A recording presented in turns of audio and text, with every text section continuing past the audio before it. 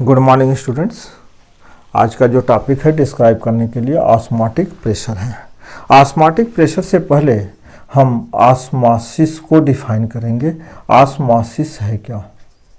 Osmosis means होता है कि flow out the solvent molecule into the solution through out the semi permeable membrane, यानी कि एक तरफ सॉल्वेंट होगा और यह सेमी परमेबल मेम्ब्रेन होगा और यह सॉल्यूशन होगा।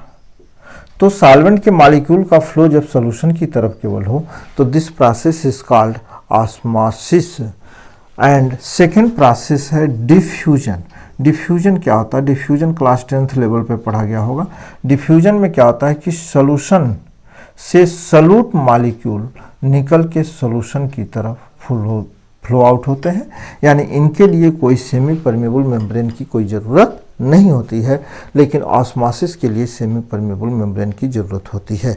तो ऑस्मोसिस का जो एग्जाम्पल होता है वह ये है कि जैसे हमने ग्रेप्स यानी अंगूर के दाने को हमने क्या किया कि उसमें फिल कर दिया साल्ट सॉल्यूशन में, तो आफ्टर सम टाइम्स जो अंगूर का दाना होता है वो पिचक जाता, श्रिंकल्ड हो जाता है। This process is called osmosis. तो वह ऑस्मोसिस कहलाता है। जैसे हमने अगरबत्ती या इंसेंट्स या अगरबत्ती को सुलगा दें तो हम क्या देखते हैं कि आफ्टर सम टाइम्स उसकी जो है स्मेल जो है पूरे कमरे भर फैल जाती है। तो this process is called diffusion. तो ऑस्मोसिस से ही बना है ऑस्मोटिक प्रेशर। ऑस्मोटिक प्रेशर यानी कि ऑस्मोसिस की प्रोसेस को। तो ऑस्मोटिक प्रेशर क्या है? इसके लिए हम क्या करते हैं कि एक ग्लास ट्यूब लेते हैं।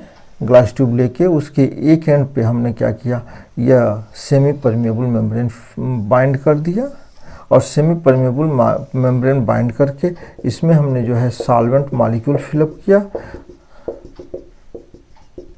और इसमें जो है सॉल्यूशन है और यह सॉल्वेंट है, यानी सॉल्वेंट में हम वाटर भी ले सकते हैं। और यहाँ तक हमने जब इसको फिल किया, किसी स्टैंड के सहारे हमने इसको इसमें डिप कर दिया, तो हम इसका मार्क देख लेते हैं कि कितना है।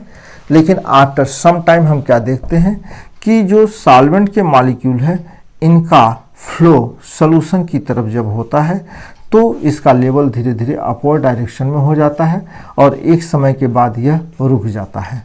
तो जब एक समय के बाद ये रुक जाता है, यानी कि जब इसका हाइड्रोस्टैटिक प्रेशर, क्योंकि किसी भी लिक्विड का या कैपिलरी ट्यूब अगर हम डिप करें वह जितना अपवर्ड डायरेक्शन में वह फ्लो करता है या ऊपर चढ़ता है उसका लेवल, वह कहलाता है हाइड्रोस्टैटिक प्रेशर। तो यानी एटमॉस्फेरिक प्रेशर जब हाइड्रोस्टैटिक प्रेशर के इक्वल हो जाता है तो दिस इज कॉल्ड, वह प्रेशर कहलाता है इसका ऑस्मोटिक प्रेशर।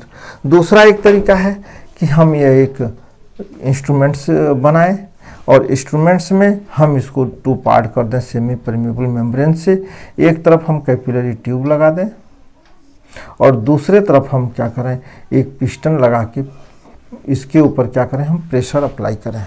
यह हमारा सॉल्यूशन होता है और यह सॉल्वेंट होता है।